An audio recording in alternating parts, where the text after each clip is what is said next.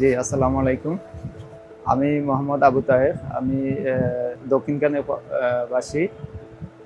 আমি প্রায় এই এলাকাতে প্রায় ২৫-৩০ বছরের উপরে এই এলাকাতে বাস করি। মধ্যখানে আমি বিদেশ গেছিলাম দুবাইতে ২০০৬ সালে। ২০০৬ সালে বিদেশ যাওয়ার পর আমি এর মধ্যে ওখানে ২-৩টা কোম্পানির মধ্যে কাজ করছি। লাস্ট যে কোম্পানি কাজ করছি এটা হলো সিটি ম্যাক্স হোটেল। এটা এটাতে আমি প্রায় ১০-১২ বছরের মতো কাজ করছি।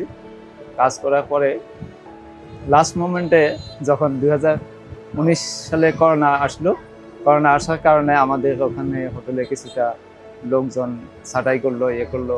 তখন কাজকর্ম নাই, এনে সে নেই। তখন আমি বিদেশ থেকে দেশে প্রত্যাবর্তন করি ২০২০ সালের অগাস্টের ১৪ তারিখ।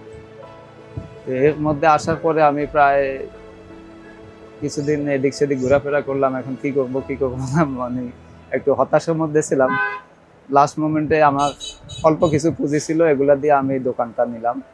দোকান নেওয়ার পরে আমার কিছু পুঁজি, কিছু লোকজন থেকে হাওলাত ভরা তেমনি সেমনি করে দোকানটা কোনোভাবে চালানো শুরু করলাম। এরই মধ্যে আমার এক ফ্রেন্ড, উনি ব্রাকে কাজ করে। তো উনি বললো যে আপনি কি রেজ সম্বন্ধে আপনার কি কোনো আইডিয়া আছে? আমি বললাম না, এটা কি, এটা তো আমি কিছু জানি না। বললো যে এটা প্রবাসী কল্যাণ, যারা প্রবাসে থাকে এবং তারা বিদেশ থেকে ফেরত আসে তাদেরকে বিভিন্ন সাহায্য সহযোগিতা করে, বিভিন্নভাবে করে, সাপোর্ট করে। তো আমি বললাম যে এটার সম্বন্ধে আমার ধারণা নেই, এটা কি আপনি কি জানেন? উনি যদিও আমার বয়সের ছোট, কিন্তু আমি তাকে খুব শ্রদ্ধার সাথে দেখি আর কি। তো পরে বললো যে হ্যাঁ, আমি তো জানি এটা। উনি আমাকে লিফলেট একটা দিল। উনি পরে আমাকে বললো যে আপনি একটা ফর্ম আছে, এটা ফিল আপ করে দেন, আমি তারপরে রেজের ইয়েতে জমা দিব। জমা দিলে ওরা আপনাকে করে। তো ওটার অফিস হলো বগুড়াতে। তো বগুড়া আমি ওখানে একদিন অফিসে গেলাম। অফিসে এই ফর্মটা ফিল আপ করে ওখানে নিয়ে গেছি। তারপরে ওটা এটা জমা রাখলো। আমার একটা রেজিস্ট্রেশন করলো। রেজিস্ট্রেশন করে বললো যে আপনি এই রেজিস্ট্রেশনের মাধ্যমে বিভিন্ন ধরনের অপশন আছে। যারা বিদেশ ফেরত তাদেরকে বিভিন্ন ধরনের কর্ম শিখায়, ট্রেনিং করায়। যারা দোকানপাট বা ব্যবসা বাণিজ্য করতে চায় তাদেরকে লোন টোনের ব্যাপারে হেল্প করে, করে। তো উনি আমাকে বললো যে আপনি কি করতে চান?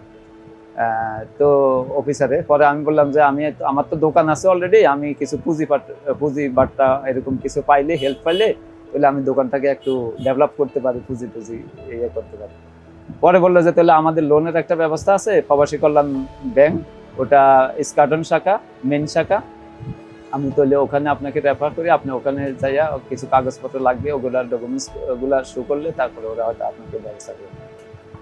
কিছু কাগজপত্রের কথা বললো আমাকে, ট্রেড লাইসেন্স, দোকানের ডিড, তারপরে আপনার আমার আইডি কার্ডের কপি, বিদেশে কত বছর ছিলাম এগুলার পাসপোর্টের কপি টপি, এসব সব নিয়ে যখন ওখানে গেছি, তারা এগুলা সব কিছু ডিটেলস দেখা ওরা আমার অতি সহজে আসলে এই লোনটা পাওয়া যায়।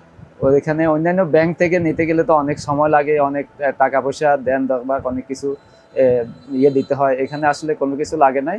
ওনারা জাস্ট আমার কাগজপত্র দেখে, আমার দেখে, তারপরে ওনারা আমার লোনটা স্যাংশন করছে ৩ লাখ টাকা। আলহামদুলিল্লাহ আমি এখন এই ৩ লাখ টাকা খাটাইয়া আর আমার কিছু ছিল ওগুলা সব মিলাইয়া এখন জাস্ট আমি মোটামুটি ভালোই চলতেছি। তো আসলে আমরা যারা বিদেশ থেকে আসি, আসলে অনেক সময় আমাদের কিছু বিভিন্ন কারণে কেউ ধরা খাইয়া আসে, কেউ তারপরে আপনার চাকরি শেষ হইয়া আসে, আসলে লাস্ট মোমেন্টে এসে কিছুই দেখা যায় যে কিছু করতে পারে না। তো এই ধরনের দেশি আমাদের এই সমস্ত প্রবাসী কল্যাণ ব্যাংক থেকে বা প্রবাসী কল্যাণ মন্ত্রণালয় থেকে এই ধরনের আমাদের হেল্পগুলা করলে আমরা আসলে জীবনে একটা ঘুরে দাঁড়াতে পারি। তখন আমাদের একটা ভবিষ্যতে একটা কিছু আমরা পরিকল্পনা তৈরি করতে পারি। বিদেশে যখন থাকি তখন টাকা পয়সা বিভিন্ন দিক থেকে পাঠাই ঠিকই, কিন্তু এই সমস্ত টাকা পয়সা লাস্ট মোমেন্টে থাকে না।